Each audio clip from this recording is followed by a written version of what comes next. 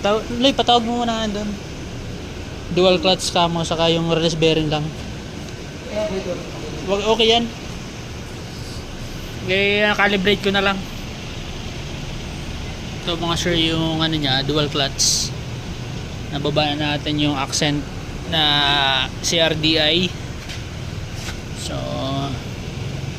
yun yung ano niya, may mga crack na yung release bearing niya.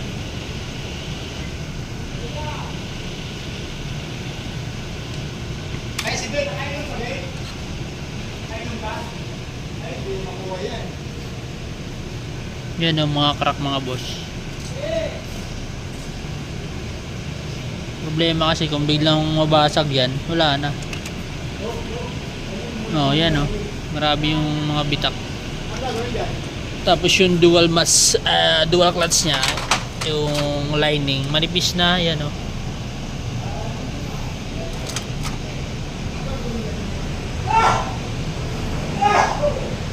Manipis na yung lining.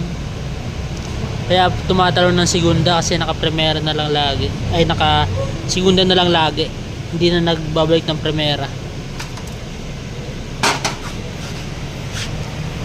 Yan. Nipis. Makapal.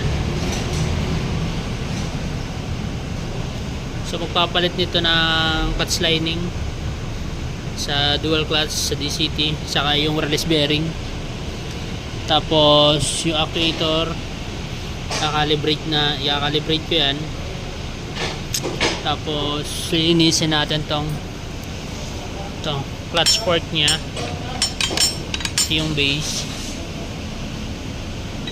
Yan, peace na.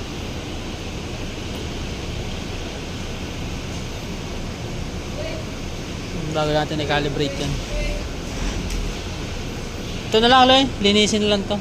Ito kailangan wag mo tanggalin mo pa rin to para malinis. Ito kasama yan. Para malinis. Papalitan ko na lang yung kakalibrate ko na lang tong actuator niya.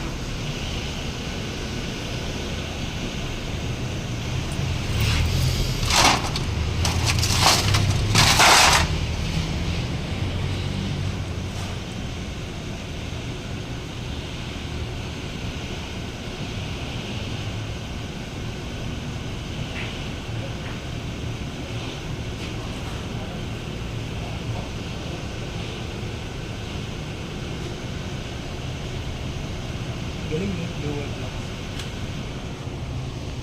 Hindi na makakita ulit. Ah.